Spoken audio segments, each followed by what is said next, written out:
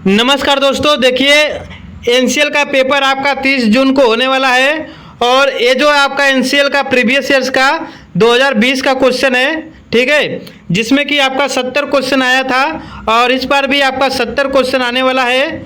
ये जो क्वेश्चन है आपका ओरिजिनल पेपर का है और उसमें क्लियर नहीं था और आंसर भी साथ में नहीं था, इसलिए जो है उसका पीडीएफ मैंने बनाया है आंसर के साथ, जिससे आपको पढ़ने में काफ़ी आसानी होगा। और आपको जो इसका पीडीएफ है हमारे टेलीग्राम पे मिल जाएगा, तो टेलीग्राम को ज्वाइन कर लेना।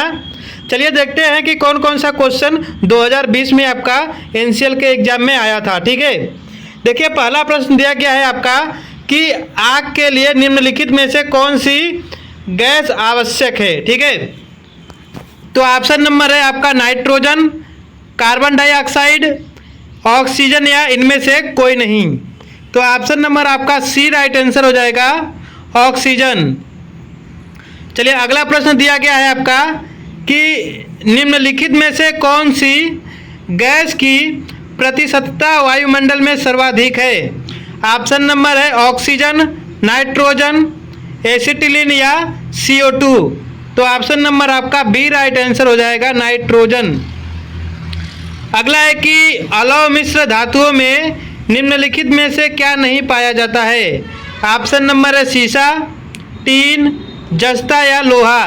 तो ऑप्शन नंबर आपका डी राइट आंसर हो जाएगा, लोहा। अगला है कि निम्नलिखित में से कौन सी वेल्डिंग प्रक्रिया गैर उपभोज इलेक्ट्रोड का उपयोग करती है। तो ऑप्शन नंबर है आपका gas tungsten arc welding, shielded metal arc welding, CO2 shielded welding या उपयुक्त में से कोई नहीं। तो ऑप्शन नंबर आपका ए राइट आंसर हो जाएगा, गैस टंगस्टन आर्क वेल्डिंग। अगला है कि निम्नलिखित में से किस रासायनिक प्रक्रिया में ऊष्मा उत्पन्न होती है। ऑप्शन नंबर है प्रतिरोध वेल्डिंग, घर्षण वेल्डिंग, टंगस्टन वेल्डिंग या थर्माइड वेल्डिंग। तो ऑप्शन नंबर आपका डी राइट आंसर हो जाएगा, थर्माइड वेल्डिंग। अगला प्रश्न है कि प्रतिरोध वेल्डिंग में उत्पन्न ऊष्मा यानी हीट को किस प्रकार व्यक्त किया जाता है। तो ऑप्शन नंबर है I²RT या IR²T या IRT² या 2IRT। तो ऑप्शन नंबर आपका ए राइट आंसर हो जाएगा, I²RT।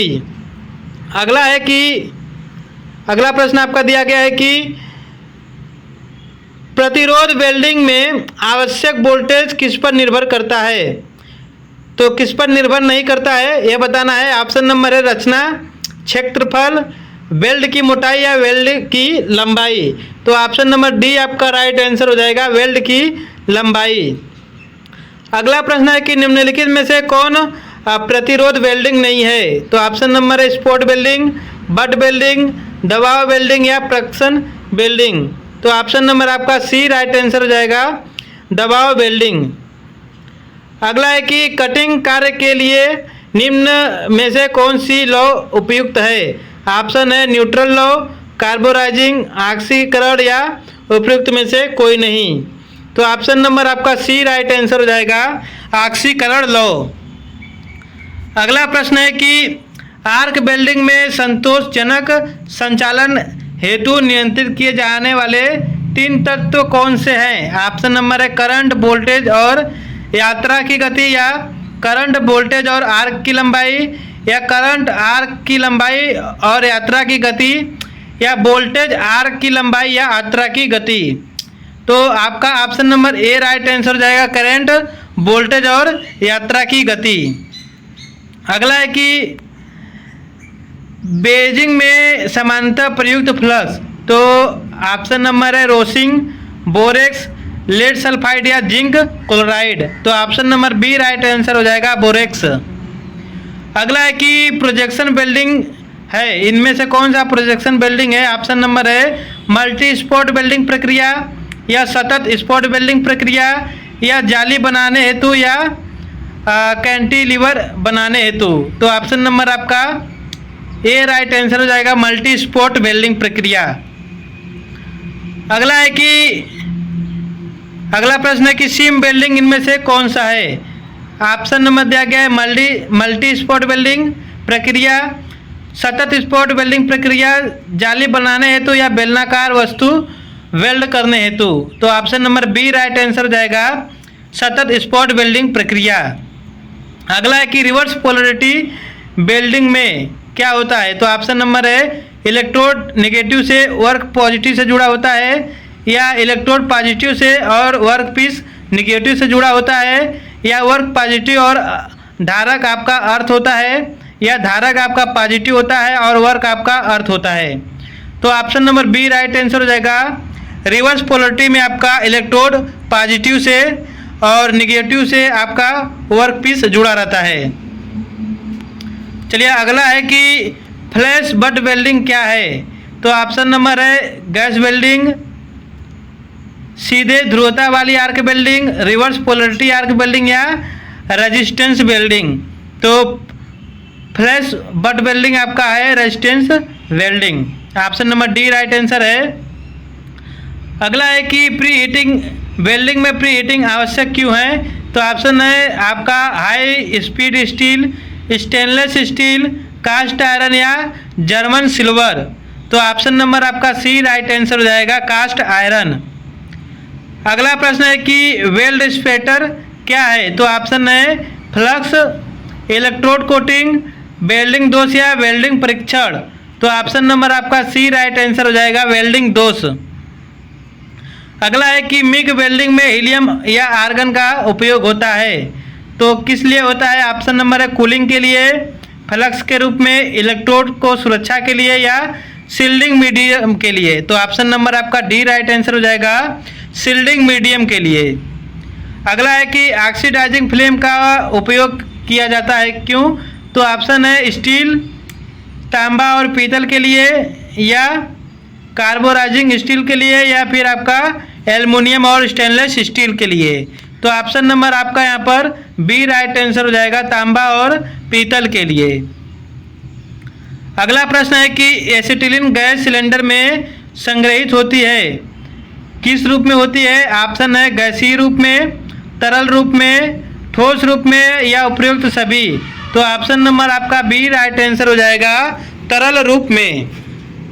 अगला है कि न्यूट्रल फ्लेम का उपयोग किया जाता है कहाँ पे। ऑप्शन है स्टील पे, तांबा और पीतल पे, कार्बोराइजिंग फ्लेम स्टील पे, या फिर आपका एल्युमिनियम स्टेनलेस स्टील, या जिंक डाई कास्टिंग आदि में।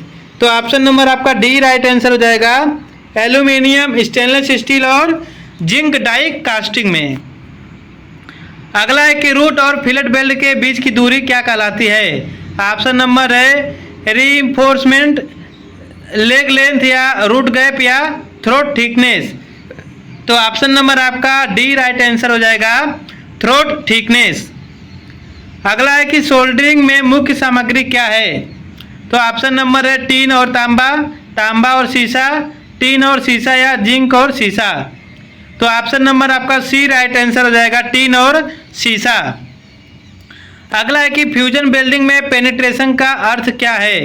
ऑप्शन है गहराई अनुपात लंबाई, या गहराई अनुपात चौड़ाई, या चौड़ाई अनुपात गहराई, या लंबाई अनुपात गहराई। तो जो पेनिट्रेशन का अर्थ होता है आपका गहराई अनुपात चौड़ाई। ऑप्शन नंबर बी आपका राइट आंसर हो जाएगा।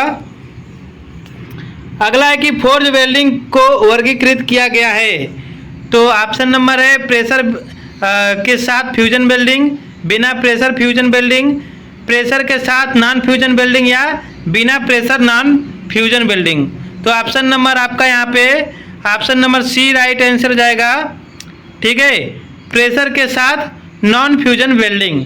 चलिए अगला प्रश्न दिया गया है कि लेजर बीम वेल्डिंग के बारे में असत्य कथन क्या है। ऑप्शन नंबर है प्रकाश ऊर्जा का प्रयोग, वैक्यूम आवश्यक, या अधिक पावर डेंसिटी, या उपयुक्त सभी।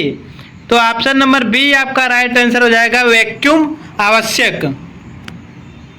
चलिए अगला प्रश्न है कि प्लाज्मा आर्क वेल्डिंग में उत्पन्न होता है। तो ऑप्शन है कम फ्रीक्वेंसी एसी वोल्टेज, कम फ्रीक्वेंसी एसी करंट, उच्च फ्रीक्वेंसी एसी वोल्टेज, या उच्च फ्रीक्वेंसी एसी करंट।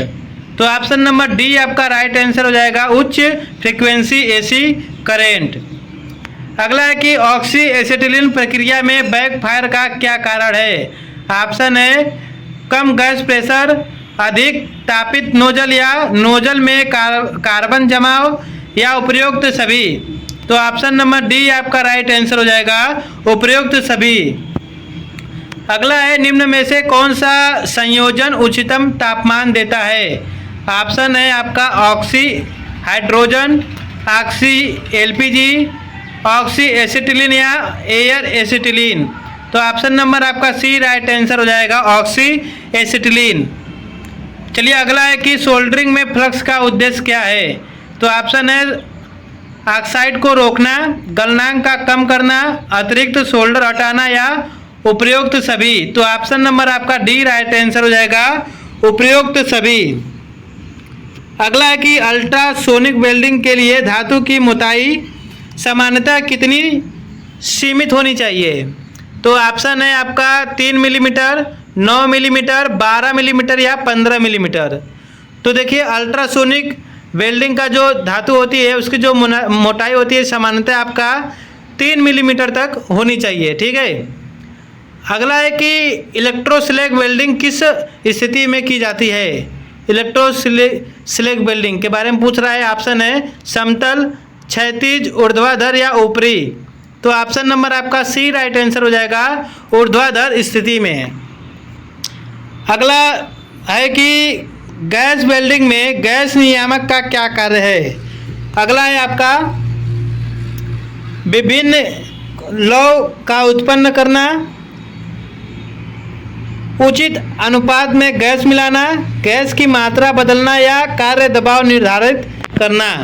तो ऑप्शन नंबर डी आपका राइट आंसर हो जाएगा, कार्य दबाव निर्धारित करना। अगला है कि धातु सक्रिय गैस MAG वेल्डिंग में कौन सी गैस प्रयोग होती है, ठीक है। तो मेटल आर्क गैस वेल्डिंग में कौन सा प्रयोग किया जाता है। तो CO2, नाइट्रोजन, ऑर्गन या हीलियम। तो ऑप्शन नंबर आपका ए राइट आंसर हो जाएगा, CO2। अगला है कि DC वेल्डिंग में सीधी ध्रुवता का प्रयोग किसके लिए किया जाता है।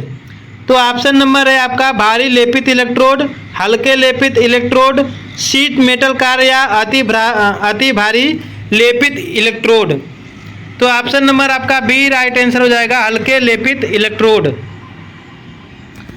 अगला है कि निम्नलिखित में से कौन सा इलेक्ट्रोड प्रति यूनिट समय में सबसे अधिक वेल्ड धातु जमा करता है। ऑप्शन है आपका लो हाइड्रोजन इलेक्ट्रोड, भारी लेपित इलेक्ट्रोड, आयरन पाउडर इलेक्ट्रोड या डीप पेनिट्रेशन इलेक्ट्रोड। तो ऑप्शन नंबर सी आपका राइट आंसर हो जाएगा, आयरन पाउडर इलेक्ट्रोड। अगला है कि आर्क वेल्डिंग में आर्क की लंबाई किसके लगभग होती है। तो किसके लगभग बराबर होती है। ऑप्शन है आपका इलेक्ट्रोड व्यास या 1.5D या फिर आपका 2D या 3D। तो ऑप्शन नंबर आपका यहाँ पर ए राइट आंसर हो जाएगा, इलेक्ट्रोड का व्यास। अगला है कि कास्ट आयरन को वेल्ड करना कठिन क्यों होता है। तो ऑप्शन नंबर है आपका कम गलनांक, कम तरलता, उच्च कठोरता और भंगुरता या उच्च संपीड़न शक्ति। तो ऑप्शन नंबर आपका सी राइट आंसर हो जाएगा, कठोरता और भंगुरता। अगला है कि पाइप वेल्डिंग के लिए नोजल का चयन किस पर निर्भर करता है। ऑप्शन नंबर है ग्रू एंगल, पाइप दीवार मोटाई, पाइप व्यास या उपयोग सभी। तो ऑप्शन नंबर आपका बी राइट आंसर हो जाएगा, पाइप दीवार की मोटाई। अगला है कि सोल्डरिंग आयरन तांबे का बना होता है क्योंकि ऑप्शन है आपका यह भारी होता है, यह उष्मा का कुचालक होता है, या इसमें अधिक तापीय विस्तार होता है, या यह उष्मा का सुचालक होता है। तो ऑप्शन नंबर आपका डी राइट आंसर हो जाएगा, यह उष्मा का सुचालक होता है। अगला प्रश्न है कि किस वेल्डिंग प्रक्रिया में संकीर्ण प्रकाश किरण द्वारा उष्मा उत्पन्न होती है। ऑप्शन है TIG welding, MIG welding, प्रक्शन welding या फिर लेजर वेल्डिंग। तो ऑप्शन नंबर आपका डी राइट आंसर हो जाएगा, लेजर वेल्डिंग। अगला है कि बिजली से लगी आग को बुझाने के लिए क्या प्रयोग किया जाता है? तो ऑप्शन है तेल, चालक, एजेंट या CO2 अग्निशामक या उपयोग सभी। तो ऑप्शन नंबर आपका D, option number C right answer हो जाएगा, CO2 अग्निशामक। अगला है बेल्ट धातु में कौन सी गैस की उपस्थिति दरारों का कारण बनती है? ऑप्शन है ऑक्सीजन, हाइड्रोजन, नाइट्रोजन या इनमें से कोई नहीं। तो ऑप्शन नंबर आपका बी राइट आंसर हो जाएगा, हाइड्रोजन। अगला प्रश्न है कि गाइडेड बेंड टेस्ट किसके निर्धारण के लिए होता है? ऑप्शन नंबर है तन्यता शक्ति, नम्यता, प्रभावमान या लंबाई वृद्धि प्रतिशत। तो ऑप्शन नंबर आपका बी राइट आंसर हो जाएगा, नम्यता। अगला है कि यदि टंगस्टन इलेक्ट्रोड टिप पिघलकर बेल्ट धातु पर जम जाती है तो क्या प्रभाव पड़ेगा? ऑप्शन नंबर दिया गया है आर्क स्थिरता, दरार, संलयन की कमी या बेल्ट में अशुद्धता। तो option number D right answer हो जाएगा, बेल्ट में अशुद्धता। अगला है कि नम स्थिति में किस वेल्डिंग प्रक्रिया का उपयोग सुरक्षित है? तो ऑप्शन नंबर है oxy acetylene welding, arc welding, MIG welding या टिक वेल्डिंग। तो option number A right answer हो जाएगा, ऑक्सी एसिटिलीन वेल्डिंग। अगला है कि कास्ट आयरन की मरम्मत में उपयोग की जाने वाली निम्न ऊष्मा इनपुट इलेक्ट्रोड क्या है? ऑप्शन है आपका monel electrode, low hydrogen electrode, silicon bronze electrode या टंगस्टन इलेक्ट्रोड। ऑप्शन नंबर आपका डी राइट आंसर हो जाएगा, टंगस्टन इलेक्ट्रोड। अगला है कि स्पॉट वेल्डिंग के लिए किस प्रकार का जोड़ उपयोग होता है? ऑप्शन नंबर है but joint, T joint, lap joint या कार्नर ज्वाइंट। ऑप्शन नंबर आपका सी राइट आंसर हो जाएगा, लैप ज्वाइंट। अगला है कि लो हाइड्रोजन इलेक्ट्रोड का उपयोग से पहले बेक क्यों किया जाता है? ऑप्शन नंबर है उचित ताकत पाने के लिए, आर्क ब्लो से बचने के लिए, नमी से बचने के लिए या कम करंट के वेल्डिंग के लिए। तो option number C right answer हो जाएगा, नमी से बचने के लिए। अगला है कि उपभोज इलेक्ट्रोड का उपयोग किस वेल्डिंग प्रक्रिया में होता है? तो ऑप्शन नंबर है TIG welding, MIG welding, thermite welding या उपयुक्त सभी। तो ऑप्शन नंबर आपका बी राइट आंसर हो जाएगा, मिग वेल्डिंग। अगला है कि आर्क वेल्डिंग में लेपित इलेक्ट्रोड के बारे में सही कथन क्या है? तो ऑप्शन नंबर है रॉड और कोटिंग एक साथ पिघलते हैं, या पहले कोटिंग पिघलती है, या पहले पोलरिटी पर निर्भर करती है, या पहले रॉड फिर कोटिंग। तो ऑप्शन नंबर डी आपका राइट आंसर हो जाएगा, पहले रॉड फिर कोटिंग। अगला है कि इलेक्ट्रोड इतना अंक में तीसरा अंक 2 क्या दर्शाता है? ठीक है, तो ऑप्शन नंबर है पोलरिटी, करेंट, वेल्डिंग पोजीशन या फ्लक्स कोटिंग प्रकार। तो option number C right answer हो जाएगा, वेल्डिंग पोजीशन। अगला है कि कौन सा इलेक्ट्रोड AC और DC दोनों वेल्डिंग मशीनों पर प्रयोग हो सकता है? ऑप्शन है आपका माइल्ड स्टील लेपित, एल्युमिनियम, बेयर मेटल या कार्बन। तो ऑप्शन नंबर आपका ए राइट आंसर हो जाएगा, माइल्ड स्टील लेपित। अगला है कि EMF की मापन इकाई क्या है? ऑप्शन है ओम, वोल्ट, एम्पियर या वाट। तो ऑप्शन नंबर आपका बी राइट आंसर हो जाएगा, वोल्ट। अगला है कि रेलवे की पटरियों की वेल्डिंग के लिए कौन सी वेल्डिंग विधि व्यापक रूप से उपयोग होती है? तो ऑप्शन है आपका thermite welding, ultrasonic welding, explosive welding या प्रोडक्शन वेल्डिंग। तो option number A right answer हो जाएगा, थर्माइट वेल्डिंग। अगला है कि गैस सिलेंडरों, रेगुलेटरों, हौज पर क्या उपयोग नहीं करना चाहिए? तो ऑप्शन है आपका टेफ्लॉन टेप, लीक डिटेक्टर, तेल या रिंच। तो ऑप्शन नंबर आपका सी राइट आंसर हो जाएगा, तेल।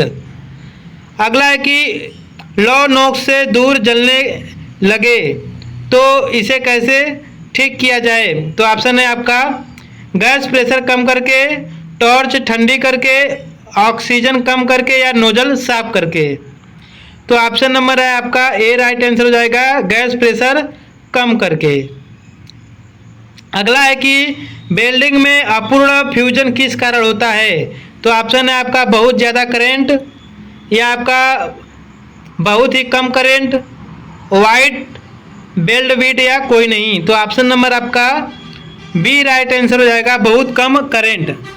देखिए दोस्तों, आपका जो है एनसीएल का ओरिजिनल पेपर था, 70 क्वेश्चन आपको मैंने इस वीडियो में बताया है। वीडियो को एक बार लाइक कर दीजिएगा। बाकी आगे के क्लास के लिए चैनल को सब्सक्राइब करके रखिएगा। धन्यवाद।